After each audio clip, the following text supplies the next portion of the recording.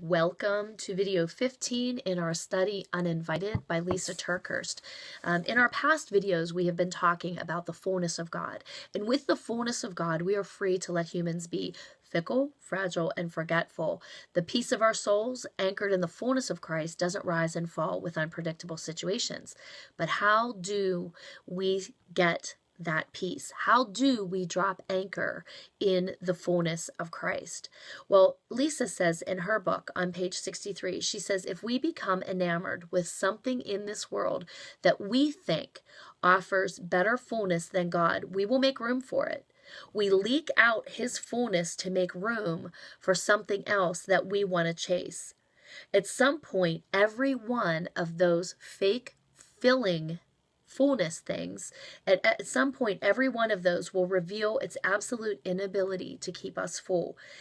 And then, since we denied God's power to lead us, we forget his power to hold us. In an effort not to free fall, we chase something or someone else that we think will ease our emptiness. How many times have we maybe told our kids, don't fill up on that. We want you to fill up on the good stuff for dinner. You're going to spoil your supper. We don't want your stomach filled up with chips when we're making steak and potatoes.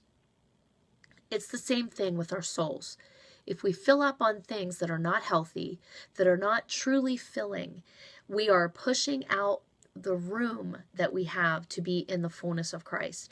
See, our feelings may shift because things affect us, but if we are full in Christ, our peace doesn't have to. His predictable promise of bringing good in all things is something that we always need to remember.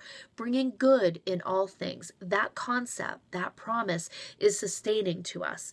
We need to be mindful of the temptation to fill up on something other than God. The life of David is such a good example of a man. He wrote that verse, and we are going to explore how God's goodness actually follows us. It says his goodness will follow me all the days of my life. His goodness actually follows us. As we're tracking away from it, his goodness is coming up behind us. His goodness never fails. I want to encourage you today to search for God's goodness and drop anchor in his fullness. God bless, take care, and have a great day.